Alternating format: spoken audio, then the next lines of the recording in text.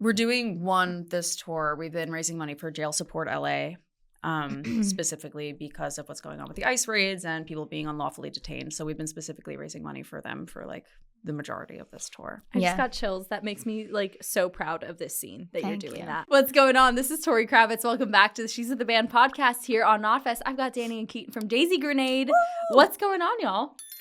We're chilling in Orlando. We're about to do a show in about an hour. Are we chilling though? It is the middle of summer in Florida. Like, are we really chilling? It's just a cool 95. Honestly, I feel like Atlanta was hotter. We were in Atlanta last night. It's not affecting me as much today, the heat. I think getting we're just used to numb, it. Yeah. Maybe. I can't think about it. I'm numbing it out. No, well, at least the venue's air conditioned. Yes. You had a nice stroll to the studio from the venue, which is really nice. Like, how convenient. It was nice to get outside. It was meant to be. Yeah, I agree. I agree. I was telling you beforehand, like, someone from Fueled by Ramen was just like, have you had Daisy Grenade on the podcast? I'm like, anything Fueled by Ramen wants. How could I help you? So super cool that we were able to make it happen. Yeah, thanks for having us. So much. How's the tour with Honey Revenge going? It's been great. Awesome. What a pairing. Awesome. It's great. It's the a whole perfect lineup pairing. is. Yeah, the lineup, they just did a really fantastic job curating this lineup. It's just been like front to back, like really great. Yeah, hell yeah. Well, being that this was like, I'm going to say a last minute podcast. For me, very like we are winging it, but I've done my research. But I was thinking like, okay, if I was going to off the top start a conversation, I feel like I watched a few interviews with you and there's a lot of the same questions. So I'm like, okay, you're in an interview where you can talk about anything you want. We could go anywhere you want. What's one thing that comes to mind of like, I wish someone would just ask me about this already? This is like getting a little, we're starting hot, but I'll ask. Or I'll say it. I feel like something that's been happening more and more to us on the internet is being called industry plants and like this whole conversation. And I feel like nobody ever asks us like what we think about that. Like, let's go then. Sure. I'm asking myself the question. Yes. My biggest thought on it really is just that I would really love for someone to define what that means. Because I don't really think I understand what it means. And it feels like it's a catch-all for like mostly women. I know like we posted something where I said something like, if you can name like 5 bands that you think are industry plants that aren't men or that aren't women, or like that aren't non-men people, go for it. And I got a couple answers, but like I'm still unclear on like what people mean when they say that. Because to me, I think of it as like something like One Direction, where they like a label or like a big entity like put together a band, which is like very clearly not the case here. Yeah. So I'm unclear on like what the insult actually is.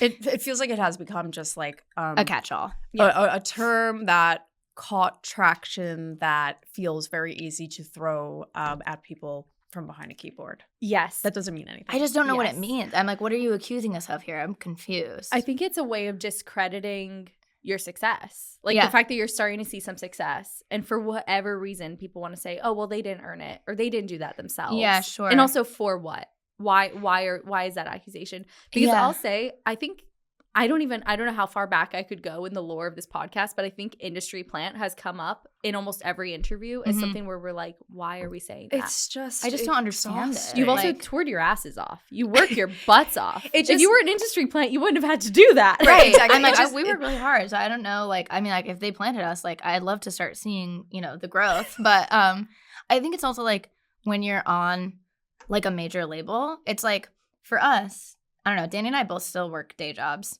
We couldn't afford to tour the way that we do if we didn't have label support. So we're really lucky that we've been able to have that, pretty early on. But like they found us because we were making music. Right. So I'm like, what is the alternative then for people that are saying that? You know what I mean? I'm like, you call TikTokers that get big on TikTok and then start making music industry plants also. So how are you supposed to come up? That's a great question. What is the route? What is the route where somebody dodge the industry plan? Exactly. Notion? I don't know. But I think it doesn't even matter because there's no basis to it. Well, like I think it's a lose-lose. Yeah. No matter what you're going to get. Because then I've said this before, but then when you come from money, you get called a nepo baby. So it's like there's no route. Like how are you supposed to gain any traction without? You know what I mean? Right. I don't understand. Like there's no way to do it without getting called that. So then you're right that it's just like baseless and pointless. And also, I mean, and these are kind of hypothetical questions because I truly don't know the answer is, why is it women?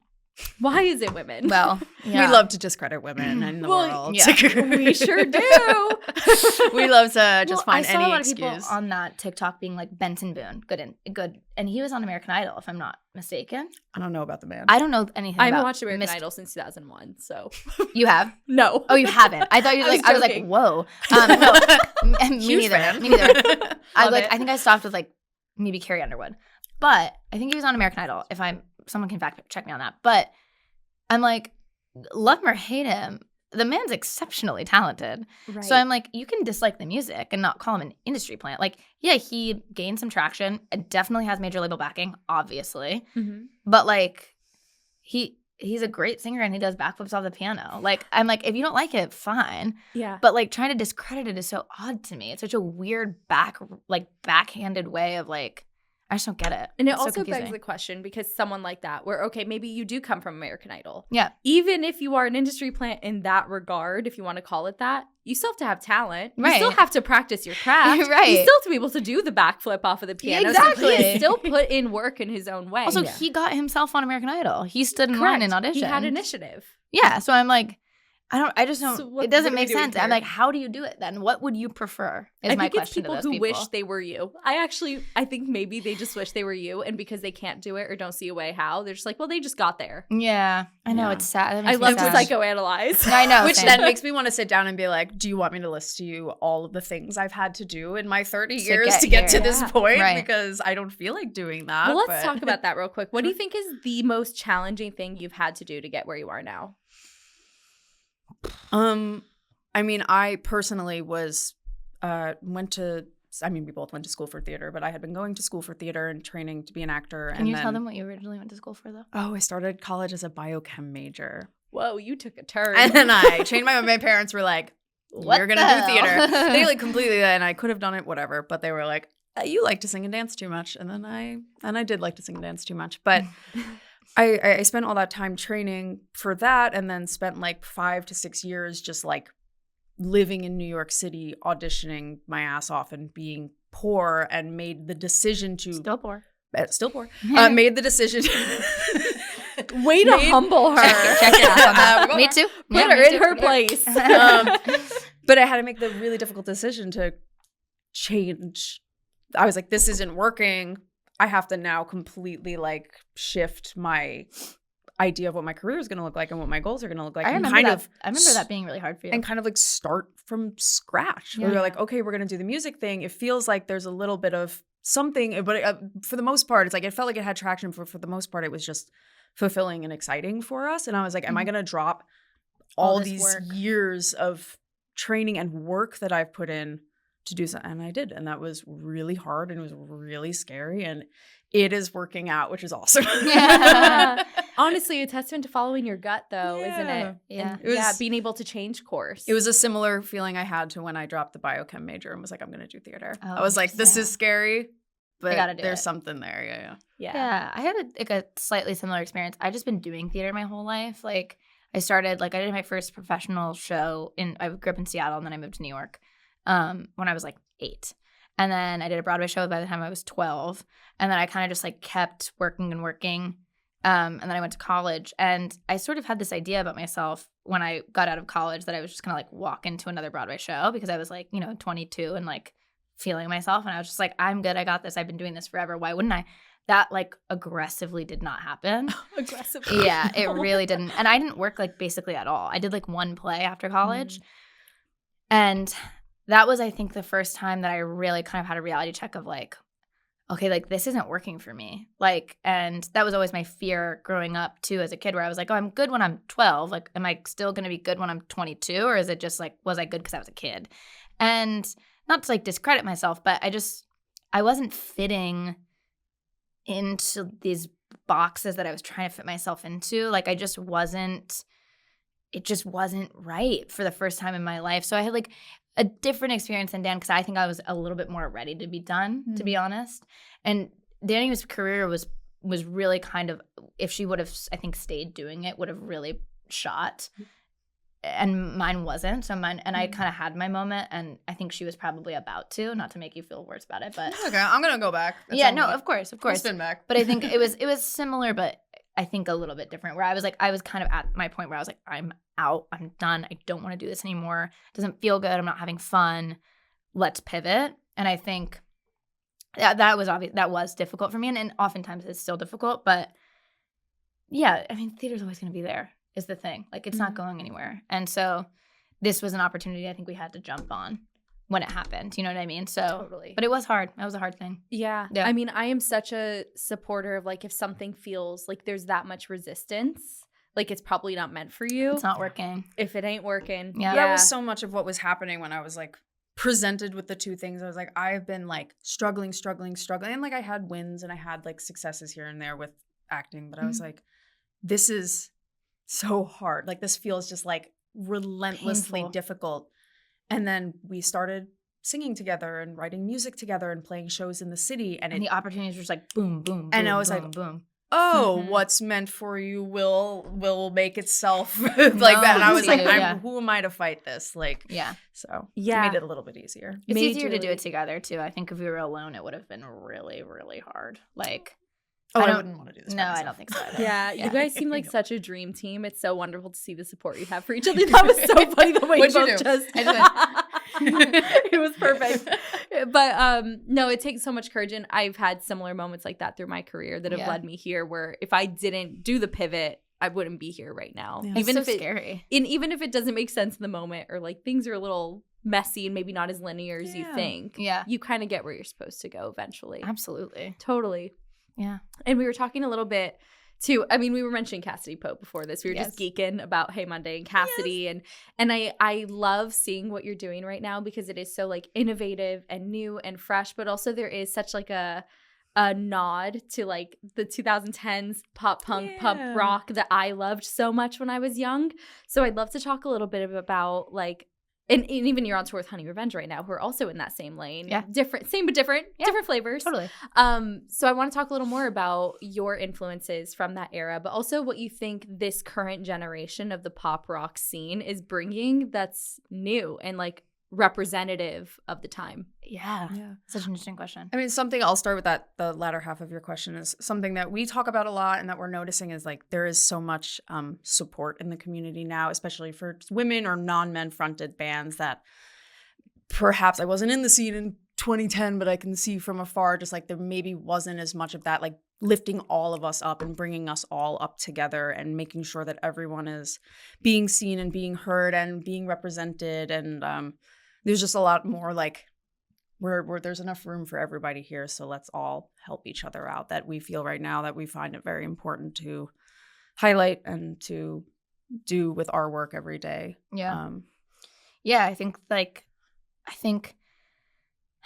nostalgia is like I think it's very easy to do. Like, I think it's a very easy thing to draw on because it gets everybody. Like, it's a very broad spectrum of like availability to people. I think the hard thing to do with music and any art really is to like touch on the nostalgia, grab it, and then try to make something new versus kind of, sticking to just doing like early 2000s pop punk. Yeah. And I think there are a lot of bands that are doing an incredible job of that, Honey Revenge being one of them. Yes. Having this touch of like understanding something we know and see and totally understand and then bringing like a whole new thing to it. Yeah. I think it's really hard to do. Like, I think that's a genuinely tall task. But like there are a lot of bands that I feel like are doing something totally different. Like I think Devin actually said this on this podcast, the Paramore comparison. She calls it something funny. Compare Morrison or something like that. I think she said it on this podcast. Crazy. I love her for that. She says it. I'll ask her later, but I think that's what she calls it. Where it's like in the beginning of all of our careers as like women fronted, some kind of rock band, you get that comparison. Even though I would venture to say that us, Honey Revenge, Meet the Altar, none of us sound like Paramore. No. Like literally at all. No. I would say us, we're probably the farthest from it, but we get it all the time. Although it's starting to lessen because I think people are starting to understand like, oh, like women can make music that's new and different. It's definitely the dyed hair. You dyed your hair. I dyed my hair and that's fucking, and it's now over. We're Paramore. Don't get me wrong. I love Paramore. And like I grew up, listening to Haley and Lynn Gunn and like all these like women who, kind of like paved a way for us to be able to make the kind of music that we do, or to be able to be accepted into this community in that way. But I think like what we're trying to do is, again, like that thing where it's like you touch on nostalgia, you have all of that influence in your music, but it's something new and it feels different and it feels like us. Like I feel like we're starting to get to a point where like when I hear something or when we write something, I'm like, oh, that sounds like us. You know what I mean? Versus like, oh, that sounds like a Paramore rip, or like, you know what I mean, or whatever. Yeah. But I think that's hard to do. I think it takes a long time to get to that place where you're like, oh, that sounds like us. Yeah. You know? What do you think is like the Daisy Grenade secret ingredient? Baseline. Ooh. What did you say? I said baseline. A good baseline. That's definitely how a lot of our songs start. We write from a baseline a lot. I think having that balance of sweet and salty is kind of what, at least speaking to fans at the merch table and like online and seeing stuff, that the thing that seems to resonate with people as standing out is that kind of. I think that's a lyric thing too, to be honest. Like, yeah, absolutely. I think like the lyrics, like, you know, we can write a pop song, but there's always gonna be something lyrically that feels like just a little off, like a little strange. You like know what I mean? Songs about murder? Yeah, totally. That one's like Songs about murder? that one's perhaps one of the more straightforward ones.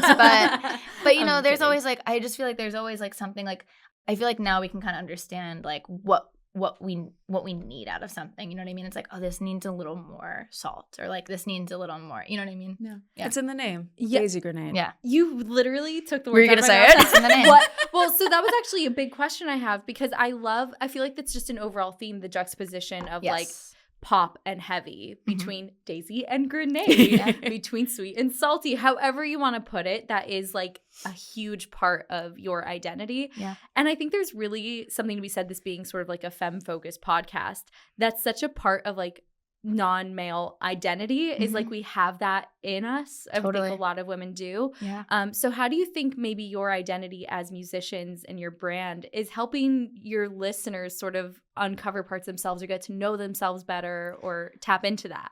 I think that's such a good question. I do. You're really good at this. I think, yeah, you're really good at this. I think, like, I know, like, for me, like, tapping into my, like, rage and anger has always been, like, sort of, like, what's the right word?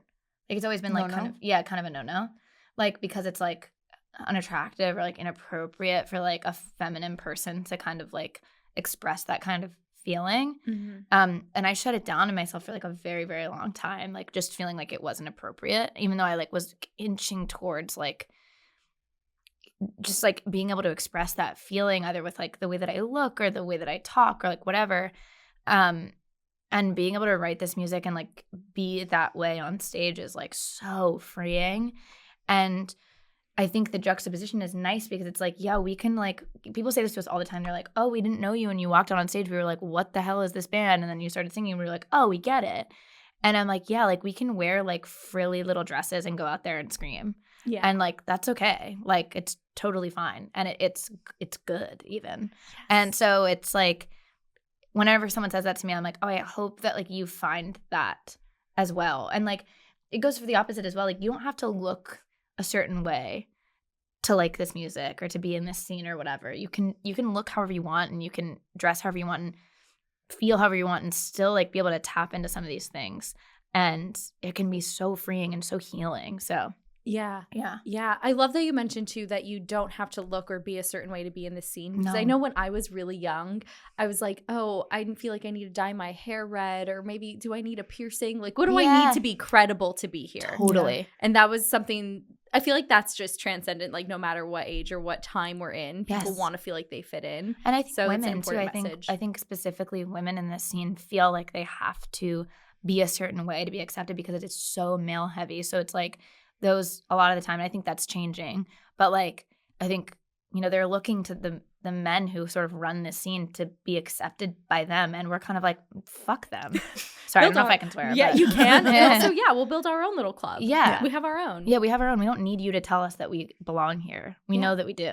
So. It's great to have the allies, of course, but we don't need to rely on them for our permission. They don't have to tell us that it's okay for us to do that or whatever. Yeah. And I'm also, it's cool to see what you were just saying too about, like, you can wear a dress on stage and go scream, because I know that's something I've personally been really enjoying is like, maybe there's some days I want to dress a little more androgynous or a little more masculine. Some days I want to wear a skirt. And you don't have to subscribe to one binary. You could be all the things. You can be everything. And you can be cute one day and one day you're like, fuck you. Yeah, exactly. It all counts. All humans can do that all the time. And that's why it's been so beautiful at like we're doing like VIPs before the set and then like go to the merch table after the set and we're just meeting every night. It's just like anyone from any walk of life coming up to us and being like, your set touched me. I resonated with something. I'm like, oh my, and every night I'm shocked over and over. I'm just like, it's anyone and everyone. And I'm so happy to be creating that space and creating music that seems to resonate with such a far-reaching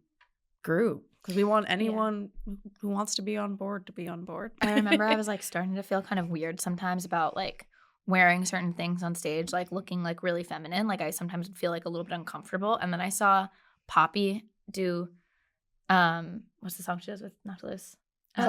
Suffocate on Kimmel. And she was wearing this like white, like floor length, just like puffy frill dress. And it was just like so awesome that I was like, all right, I'm in. It was like, actually the hardest thing she could have done. Yeah, it was awesome. And I was like, oh yeah, like that's fine actually. I think it was like some weird thing in my brain where I was like, I'm less credible if I like look like this or something. You know what I mean? Dude, and I was like, no, Poppy's on Kimmel like screaming her head off. Like, and she looks fucking awesome. Like, yeah. I mean, I used to show up to shows in like cargo pants or whatever would make me fit in, right? But I think as I've gotten older, I realized the scene is really about rebellion and self-expression, and sometimes wearing the puffy white dress is the most rebellious thing you could do. Absolutely. It's the most badass thing you could do. It really is. Yeah. Like I'm wearing just like a black maxi skirt to the show tonight. I don't know. And that's badass. I just felt like badass. it. Yeah, you and that's absolutely right. That's the point. Is that you should just do whatever you feel like fucking doing. Exactly. And as long as you own it, you own it. Yeah, absolutely. Period. And another thing, too, I saw was mentioned in a few previous interviews was feminine rage. Love the term. And you definitely just touched on it, too. And I think that term feminine rage has long been used to discredit women or make us feel like we're out of control of our emotions or we just, we're too emotional or whatever it may be. And I love that it seems like you really are reframing that term. And so I'd love to talk about in what ways you're kind of spinning that to be your superpower. Ooh, superpower. Because I think it really is. Like the way your music is so powerful, partially because you're like really tapping into that in an empowering way. Yeah.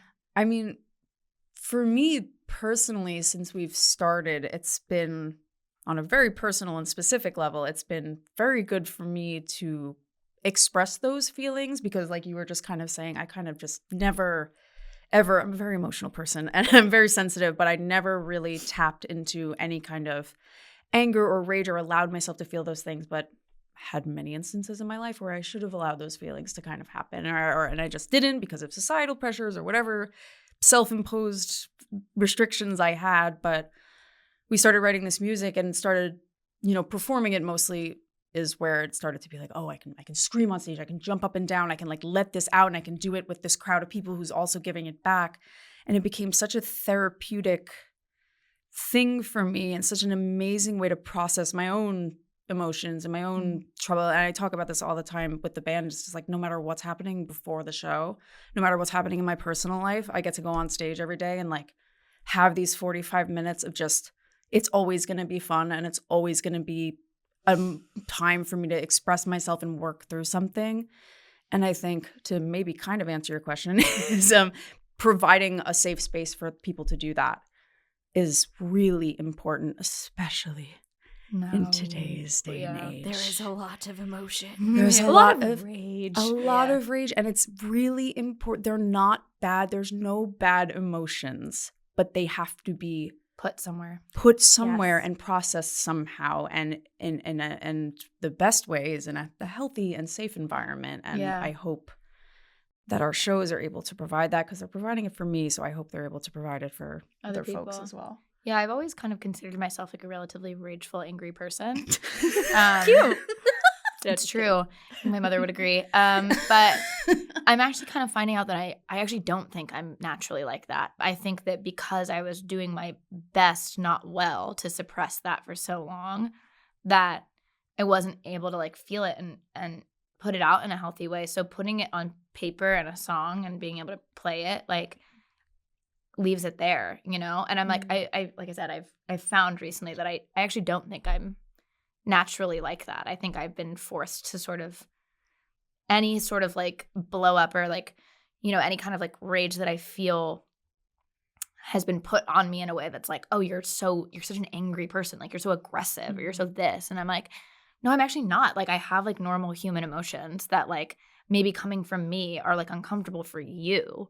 But like, I don't know, now having like an outlet for them is so nice. Like, Totally. and that it's kind of celebrated too, where it's like, yeah, that's like, that is a superpower to be able to put it on paper and to put it out. Yeah, and shame is never a productive way to look at your emotions No, either. So if not people at are all. telling you that, then how are you supposed to feel? Yeah, right? exactly. So, but yeah, it's kind of what you're saying. There's no bad emotions, maybe bad coping mechanisms. Of course. Mhm. Absolutely, so- those exist. Yeah, those do exist. But coming to a Daisy Grenade concert and having fun is not one of Yeah, those. yeah. Honestly, like one of the greatest tools I've learned over the last few years is change your physiology. Is it like to move your body when you're feeling Oh my a certain God. type of way, So right? helpful. Yeah. Come to a Daisy Grenade show, maybe Move do a around. little, you know, Maybe do a little mosh, dancey, crowd dancey, serve. and you'll feel better. Yeah. I think it's really important to have that, just access to that, again, especially right now. It's Yeah. just being, something's in my eye. Being able to well? provide that. Well, something's in there, but it's okay. Okay. Do you want a minute? No. it's gonna go away, and I'm gonna get through No. this. Is this a healthy coping mechanism? No, everything's fine. But just being able to provide that, and I just encourage if anybody is out there and likes music, doesn't have to be us, but just to be able to put yourself in Your a body. like-minded space with Other like-minded people. too, yeah. Yeah, I mean, essentially that idea in itself is what got me into this music in the first place as Yeah. like a teenager, and I think that's probably a gateway for a lot of people Yeah. who get into alternative music of Absolutely. some kind. The So, community, yeah, the community, the catharsis, all of those things. Yeah. And this is my last question on like feminine rage of any kind that I swear we're gonna All move good. on. No, but I It's love all it. good. there was so much like it was just I was eating it up and I you love like it. your artist bio and stuff. There was an amazing line that I really want to highlight that said they use femininity as a weapon and with a bit of sugar to help the medicine go down. First of all, Mary Poppins reference, cute. But the question there I have is what do you see femininity as a weapon against, and why do you think it needs a little bit of sugar to go down? Like I Very really want to good. pick that apart a little bit. Absolutely. Because like why does it have to be palatable? That's a good Wow. question. I don't think it does. I think femininity can be whatever you want it to be. I think our version of femininity is very glitzy, very glittery, very like, and that's just where we feel comfortable. That feels right to us. We wrote a song a long time ago and we titled it, oh God, I'm gonna mess it up. It's a Which really one? long title. A beautiful woman is a weapon. Yeah, beautiful woman is a weapon. I guess that's why they call it a bombshell, which is the craziest most Fall Out Boy ass song title Yeah. ever. And I think that like we were talking about it, and I think we said that as a joke, and we were like, oh no, that's the song title. It's sitting in a Dropbox file somewhere, and probably no one will ever hear it. But It's never too late. it's never too late. But I think like something that we write a lot about is like being judged or kind of looked at like just from the outside, from the way that we look. And I think that's like sort of amplified by being in the scene a little bit because there's a lot of people looking at us all the time. And that's not necessarily a bad thing, but like I think femininity can be used as a weapon against us. Like I think that can happen a lot.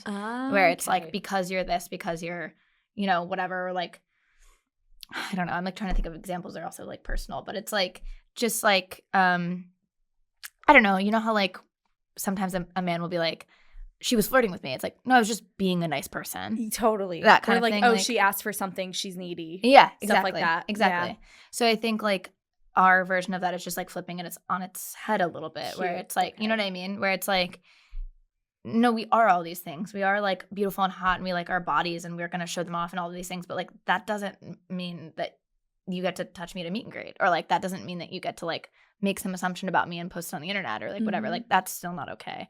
So yeah, I don't know if that really made any sense. No, that's but- a really eloquent Yeah. response. Thanks. Yeah, no, and it's interesting how I perceived that quote so differently than how you meant it, and sort of Yeah. the different ways that you can approach that. I think It's anyone. super interesting. I think I said I think femininity is so dependent on the person. Like I think, I think there are some men that I know that are so tapped into their femininity and like some in such a wonderful and beautiful way. And I think it gets ascribed to like women, you know, because obviously like yes, but like I think femininity is such a broad spectrum of like, it can mean so many different things to so many different people. Yeah. It looks like this on us because that's how, you know, we perceive it and that's how it feels good in our bodies. But like, it can be so many different things. It's like, I think, I don't know. To me, it's just like a softness and an understanding and like and sometimes it's glitter, you know, like for me. But like, it can be so many different things to so many different people. Yeah, and I do think we all have a little bit of both in us. We both have. Absolutely. We all have femininity within us in some way.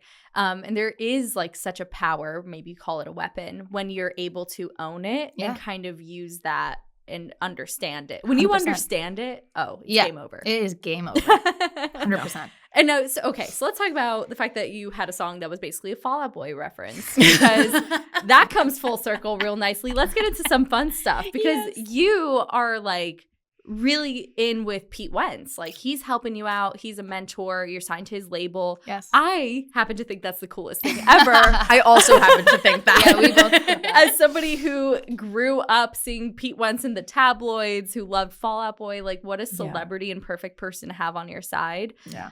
What is the most valuable thing that he's taught you that's kept you out of trouble? That's like gotten you out of trouble, just saved your butt. He'll do this thing. Oh, sorry, were you going to say something? No, please. Every once in a while, he never pushes us to do anything. He always lets it be our decision at the end of the day. Every once in a while, when we're presented with something, a path to take, he'll be like, and you can do this if you want, and you don't have to. Other people wouldn't do it. Like, there are other people who would say no to this, and I don't know how that would work out for them. So here are your options. And you don't have to take it. But here's what I would do. And he's like, and you don't have to do anything. And you could totally say no to this. And who knows what will happen. I think this option bodes better for you. But that's just my opinion. But that's just my opinion. He does that. And feels like a diplomatic parent. Yeah.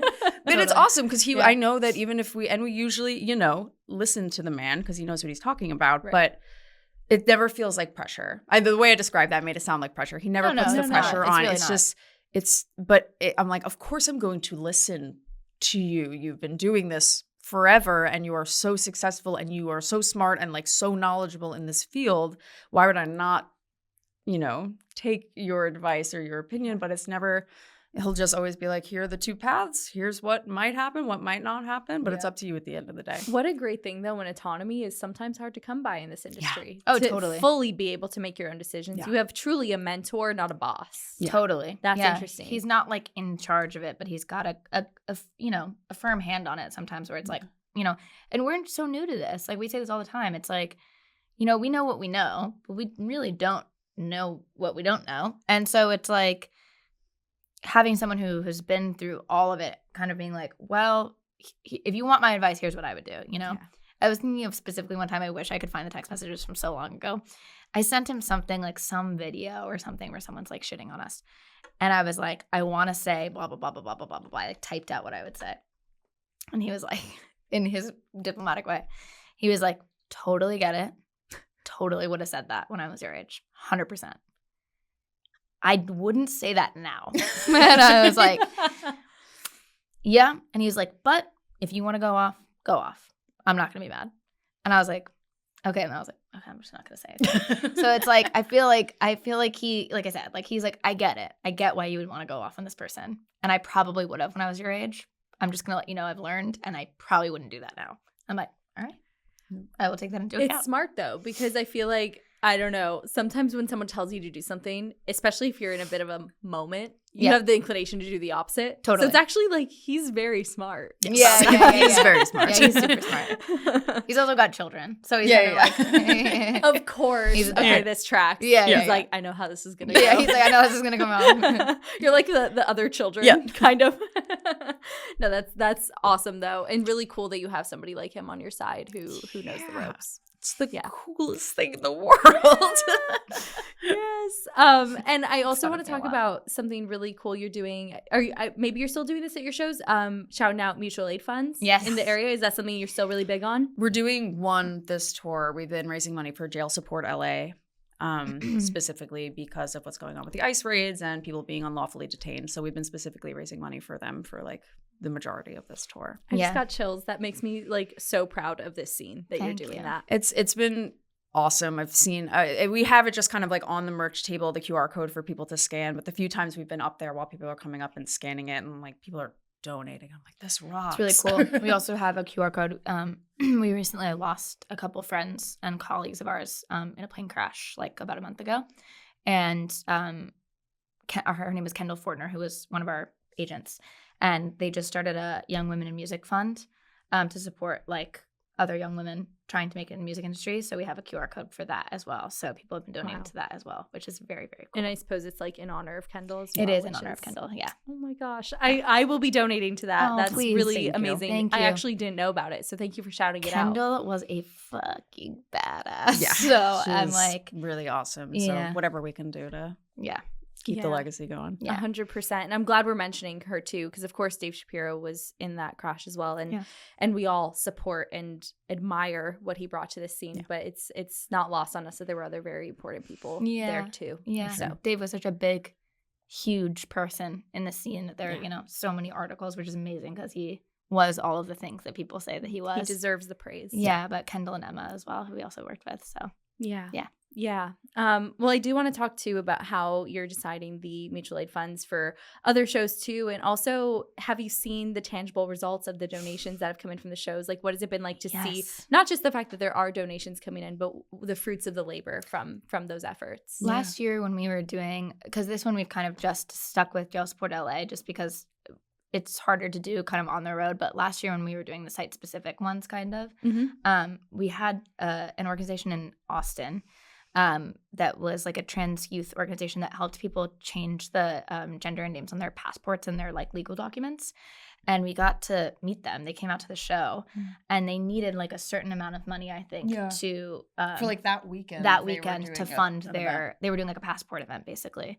And we were able to raise like enough money so that they could get everybody that wanted to get a passport. So that was like really cool. And they were really cool people.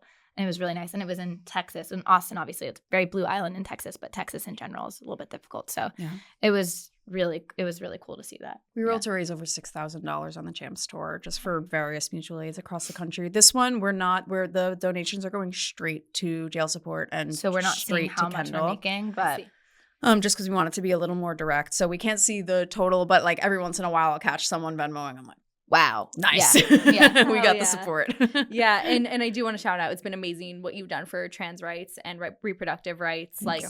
Hell yeah. Thank you. Thank you. Of course. Yeah. Yeah, and I really want to shout that out. So for anybody who maybe isn't coming to a show, who wants to get involved in their community, you've done a great job of seeking out these organizations on your own. So what advice do you have for anyone who wants to do that on their own accord? Yeah, I mean, there's so many, even if you just type in like a city and then just mutual aid, there are lists and websites that just have like lists. What's the word I'm looking for? A collection of very like a whole whatever. Fuck. Just like we'll have like a bunch of resources for you to go to, of course. And then I would just look them up on Instagram, and oftentimes we would just be DMing with people on Instagram because they're not usually like huge accounts, so they've got people there and ready to respond because they're looking for help and for funds and whatever. So if you find something that you like, find them on the internet, get in contact with them if you're wanting to like work with them or whatever. And usually there's a donation site as well. So and looking for grassroots, community driven and based Yeah. organizations. Just it's going straight Yeah. to the source that That's needs the it the key. most. For Yeah. sure. That's really important. yes, straight to the source. Yes. And let's talk about your song, Don't Sweat It. Ooh. That's out now. I'm kind of sweating it because I've been dancing too much. The song's it's a little toasty. It was actually so cute when I was at Warped Tour. I was talking to Devin and I asked her, Devin from Honey Revenge, and I asked her song of the summer, and she's like, "Don't sweat it." Oh, At the time, it wasn't even out yet. She's like, "It's not out yet, but you're gonna know it." That's Aw, awesome. And now love here we her. are. I love her. It's out. So I want to talk about what you think makes a song of the summer. Like, what makes this the summer anthem? What are the ingredients in Don't Sweat It? Because I know you're very much like, this is the summer song. I think it is. Listen, it's easy, it's breezy, and it's beautiful. And not to steal. That's CoverGirl. Mm-hmm. Well, it's also Don't Sweat It. Also, don't sweat it. Yeah, we didn't try it wasn't this effortful thing. The song felt effortless and easy in that it's like, this is a summer bop. about like being carefree, about having like literally just like having fun. I think if you try to like wedge like fun into something, it'll make it not fun. Yeah. Where it just kind of was like an easy like, let's just let it be what it is. And I think because like of that, it has room to breathe and just be like this. It doesn't have to be this big, huge, heavy like thing. Like a song can just be fun. I remember like I was all in on Don't Sweat It when I I know the song, but I heard California Girls playing, and I was like, this song is the best song. Like it's such a good summer song. And I was like, and it's just simple. The melody is so basic. Basic, catchy, simple. And like, I don't know, there was like, there was effort into finding what that sound for us would be like. Course, yeah. Like, like we're like, okay, like, how do we make a song like this feel like us? And I think the intro to the guitars being brought into that track was like really interesting. We're like, how can we fit distorted guitars into this song? And we did. And it really feels like it's got like a touch of edge, just a touch, like when that like distorted guitar comes in the drop chorus, like it feels like it feels earned. You're like, yeah. But yeah, like it's just a fucking fun song. Yeah. It's just a fun song, and you can dance to it, and it just there's like a sound in there that just feels like summer to me. Like, There's something, I don't remember who said this to me. There's just something so important, especially when things are feeling particularly heavy or difficult, having something that is just truly and genuinely like fun. It's kind of what we need. It's really important now. It's really important. It's actually hard to write songs like that. That are just fun. Like, I'm like, it actually is hard. Yeah, 100%. Yeah, so it's like, we're just really happy to get something. It just feels like just fun. That's it. And it just feels like a load off. You're like, easy breezy. Easy breezy. Like you said, not cover girl. Not don't cover sweat girl. it. Easy breezy, don't sweat it. Nice. I love it. Yeah, it's definitely like top down if you got one in the car. Like totally.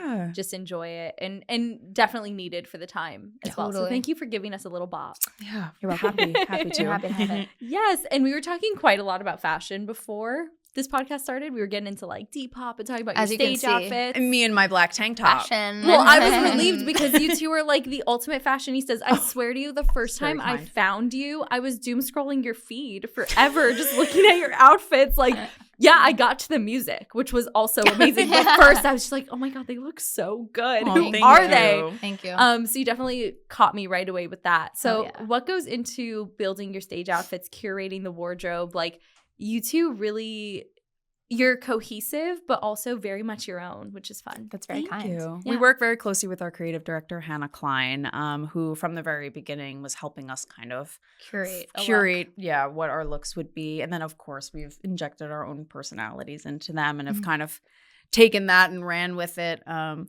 It's funny that you say that. I have a very hard time dressing myself. It does not come easy to me. So I in the beginning, I relied a lot on Hannah and asking Keaton, what do I do with this? I don't know what this is. But over the years, I've kind of figured out what works for me and what I feel comfortable in and what makes me feel like, what doesn't make me feel like myself and what does and what pieces to lean towards and stuff like that. But fashion is important to us. It's very important. It is. It's like, I think fashion and music, this is my hot take, I think like fashion and music are like one and the same. Like I don't think that fashion progresses without music, and I don't really know if music progresses without fashion. Think about 90s grunge. Yeah, totally. There was a fashion identity as much as a music identity. 100%. And I think they need each other. Like I think the two industries and the two like art forms like really need each other. And I think to think that they don't is like a little bit reductive. So I think like having an identifiable look is really important in music. And it also just like helps aid the whole project. Like it just does help. Having sort of just like an identity, like a fashion identity, is really helpful. And yeah, we do rely a lot on Hannah. And something she's really taught me, at least, about fashion in general is like, it really is, this sounds so crazy and like maybe a little bit cringy, but it really is storytelling. Like what kind of story are we telling? And we kind of have a meeting like before we go on every tour, and it kind of changes like a color story as well as just kind of like a what is like, we're talking like heady concept when we talk about fashion. Like what is the story that we're going to tell with these looks, kind of. Yeah. And like, what do we want people to feel when they look at the outfits, even if they don't know the music yet? Like, what do we want them to get from this? Yeah. Mm-hmm. And so, yeah, it's become like a very fun thing, and also sometimes very stressful, but mostly fun. Yes. Yeah. No, this is really interesting because I do think the way you portray yourself or the way you look changes the way people perceive the music. 100%. Like, it literally can change the way music sounds. There's people who aren't there people where they can hear music and see colors or see painting. It's called synesthesia. Thank you for the fancy word that I could not remember. But so it's like, even in that way, it's always been one and the same. Yeah. So Totally. it's smart to be using that as a tool to help convey the music. It's also helpful as an artist, I think, to be able to visualize something, you know, where you're like writing a song. Like, I can see what this video looks like. I can see what this looks like on stage or whatever. Or to play with the contrast of that, which is always interesting. Just like I know, like for the Pierce the Veil run that we did before this Honey Revenge run, it was a lot of black and silvers and like dark colors, and we're still up there like doing Don't Sweat It, and I was like, there's something very interesting about this to me. Like, I think that if I was seeing this, I'd be like, oh, there's like this bubbly,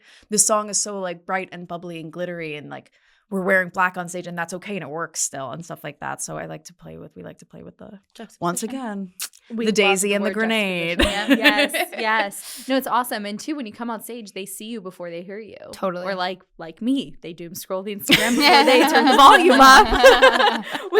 whichever lane you end up in first. Totally. But super, super cool.